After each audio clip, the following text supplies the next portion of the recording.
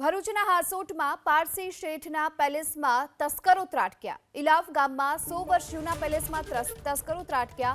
ચાંદીના ઘરેણા મળી કુલ 1,36,000ની ચોરી કરી હોવાની વિગતો હાલ સામે આવી રહી છે। ભરૂચના હાસોટમાં પારસી શેઠના પેલેસમાં તસ્કરો ત્રાટક્યા છે અને આ તસ્કરો કે જેઓ 100 વર્ષ જૂના પેલેસમાંથી ચાંદીના ઘરેણા મળીને કુલ 1,36,000ની ચોરી કરી ફરાર થયા।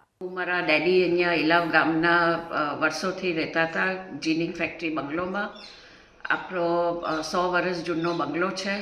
મારો ભાઈ સંભાળતો હતો, પણ બોમ્બે કામકાજ વાસ્તે કોઈ વખત જાય જ તો ને પાછો આવે જ, પણ એની તબિયત બગડી આવી ને એ ડેન્ગ્યુ થયો બહુ ખરાબ ને એનાથી ચલાતું નથી તો અવાયું નહીં।